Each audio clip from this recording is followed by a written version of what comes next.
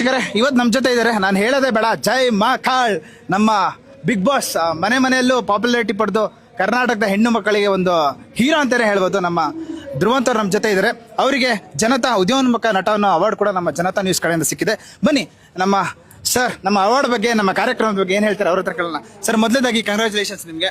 Thank you so much. Looking so good sir actually. Thank you so much. ಇಷ್ಟಪಡ್ತೀರಾ award ಬಂದಿದೆ? ನಾನು ತುಂಬಾ ಚಿರಋಣಿ ಜನತಾ ಟಿವಿಗೆ. ಯಾಕಂತ ಹೇಳಿದ್ರೆ ಎಷ್ಟೋ ಮಕ್ಕಳಿಗೆ, ನಮ್ಮಂತ ಹಳ್ಳಿಯಿಂದ ಬಂದಿರೋರಿಗೆ ನಮಗೆ ಗಾಡ್ ಫಾದರ್ಸ್ ಇರಲ್ಲ. ನಮಗೆ ಒಂದು ಅವಕಾಶ ಸಿಗೋದಾಗ್ಲಿ, ಪ್ರೋತ್ಸಾಹ ಸಿಗೋದಾಗ್ಲಿ ಬಹಳ ಕಷ್ಟ. ಅಂಥದ್ರಲ್ಲಿ ಇವತ್ತು ಕಾಂಪಿಟಿಷನ್ ನಿಮಗೆ ಗೊತ್ತಿದೆ. ನಮ್ಮಂತವ್ರನ್ನ, ಒಂದು ಗಾಡ್ ಫಾದರ್ಸ್ ಎಲ್ಲ ಇಲ್ದಿರೋರ್ನ ಗುರುತಿಸಿ ಇಂಥ ವೇದಿಕೆಯಲ್ಲಿ, ಇಂಥ ದೊಡ್ಡ ವಾಹಿನಿ ನಮ್ಮನ್ನ ಕರೆಸಿ ಇವತ್ತು ಈ ಪುರಸ್ಕಾರ ನೀಡಿರೋದು ನಿಜವಾಗ್ಲೂ ತುಂಬಾ ಹುಮ್ಮಸ್ ತುಂಬುತ್ತೆ. ಮತ್ತೆ ನಾವು ಮಾಡಿರೋ ಕೆಲಸಗಳನ್ನ ಗುರುತಿಸಿ ಇವತ್ತು ಏನು ನಮಗೆ ಇಲ್ಲಿ ಸನ್ಮಾನ ಮಾಡಿದ್ದಾರೆ, ನಾನು ತುಂಬಾ ಚಿರಋಣಿ.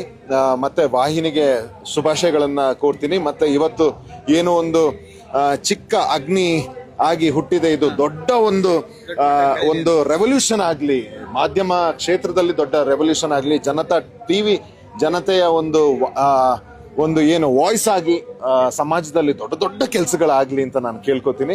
ಮತ್ತೆ ಹಾಗೂ ಜನತಾ ಟಿವಿ ಸಮಸ್ತ ಮುಖ್ಯಸ್ಥರಿಗೆ ಮತ್ತೆ ನಮ್ಮ ಸ್ಪೆಷಲಿ ಆರ್ಯನ್ ಸರ್ ಅವ್ರಿಗೆ ತುಂಬಾ ಥ್ಯಾಂಕ್ಸ್ ಹೇಳ್ತೀನಿ. ಈ ಪುರಸ್ಕಾರ